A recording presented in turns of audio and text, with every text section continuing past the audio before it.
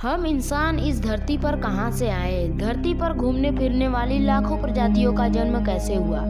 आज से 4 अरब साल पहले हमारे सौरमंडल का निर्माण हुआ और इसके साथ हमारी धरती का भी निर्माण हुआ। उस समय धरती 5000 डिग्री सेल्सियस के तापमान में उबलता एक आग का गोला थी, जहां लावा की समुद्र बह रहे थे। ऐसे समय में इंसान तो क्या, किसी सूक्ष्म जीव का भी होना संभव नहीं था। इस उबलते ग्रह को रहने लायक बनने में 1 अरब साल का समय लगा। हमारी पृथ्वी पर 2 करोड़ सालों तक लगातार लाखों एस्टेरॉयड की वर्षा हुई।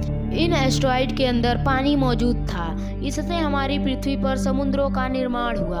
आज से 3.5 अरब साल पहले गहरे समुद्र के पनाह में हम इंसानों के पहले पूर्वज यानी सूक्ष्म जीव का जन्म हुआ। इस समय पूरी पृथ्वी समुद्र में डूबी हुई थी और वातावरण में ऑक्सीजन नहीं थी। समुद्र में पैदा हुए अरबों बैक्टीरिया ने लगातार 2 अरब सालों तक पृथ्वी को ऑक्सीजन से भर दिया। लेकिन 3 अरब साल बीत जाने के बाद भी धरती पर आज के किसी भी जानवर का नामो निशान नहीं था। इन 3 अरब सालों धरती आज की किसी भी जीव जंतु के रहने लायक नहीं था।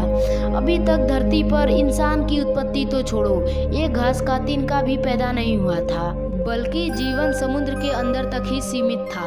आज से 55 करोड़ साल पहले समुद्र में अब तक की कई प्रकार के जीव जन्म लेने लगे थे और इस समय तक धरती के चारों ओर ओजोन लेयर का भी निर्माण हो रहा था।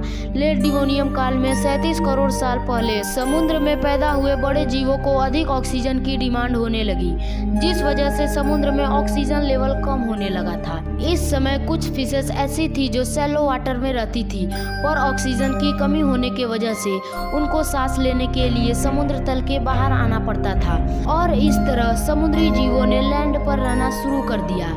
लाखों साल के एवोल्यूशन के इस विकास क्रम में सबसे पहले एम्फीबियन पैदा हुए, यानी उभयचर जीव जो जल और थल दोनों में रह सकते थे, जिससे आगे रेप्टाइल और बीतते समय के साथ मैमल्स और बर्ड का एवोल्यूशन हुआ।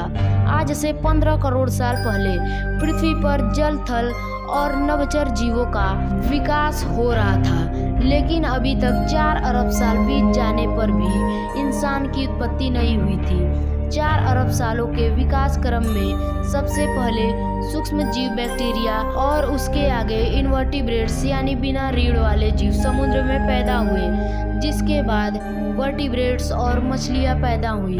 इसके बाद समुद्र में मौजूद जलचरों के आगे इवॉल्व होकर उभयचर जीव पैदा हुए। इन उभयचर यानी एम्फीबियन ये आगे चलकर रेंगने वाले जीव और इनसे आगे चलकर बर्ड्स और मैमल्स यानी स्तनधारी जीवों का निर्माण हुआ।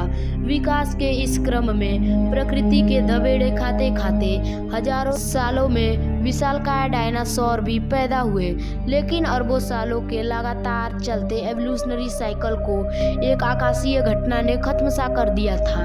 आज से 6.5 करोड़ साल पहले एक एस्टेरॉयड ने धरती पर समस्त जीव प्रजाति के साथ डायनासोर को भी खत्म कर दिया था। इन 4 अरब सालों में धरती पर एक बार नहीं बल्कि 5 बार प्रलय ने जीवन को खत्म कर दिया, लेकिन डायनासोर के खत्म होने के बाद मैमल्स बच गए। ये मैमल्स चूहे जितने छोटे थे, जो बिलों में छुप जाने के वजह से प्रकृति के कहर से बच गए।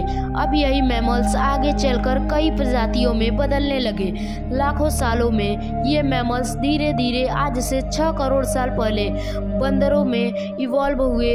इन बंदरों का दिमाग अब बड़ा होने लगा। आज से 70 लाख साल पहले इन्हीं बंदरों से ऑस्ट्रोलोपिथेकस एप्स इवॉल्व हुए।